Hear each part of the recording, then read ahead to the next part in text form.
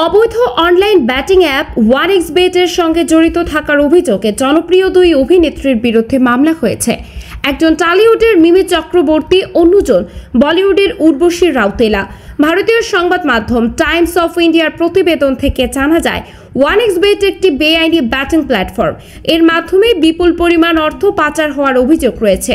তাই অ্যাপের প্রচারে যারা অংশ নিয়েছেন তাদের ব্যাংক লেনদেন ও চুক্তি ঘিরে তদন্ত চালানো হচ্ছে।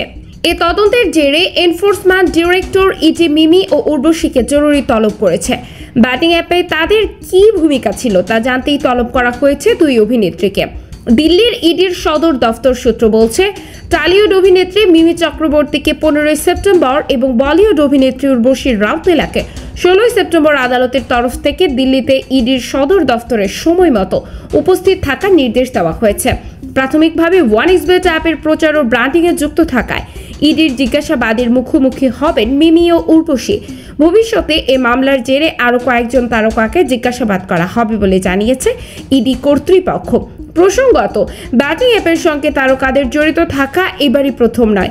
এর আগেও বলিউড ও টলিউডের একাধিক তারকা এর সঙ্গে যুক্ত থাকায় হাজিরা দিয়েছেন ইডির সদর দফতরে। সর্বশেষ টলিউডের জনপ্রিয় অভিনেতা অঙ্কুশ হাজরা ইডির জিজ্ঞাসাবাদের মুখোমুখি হন।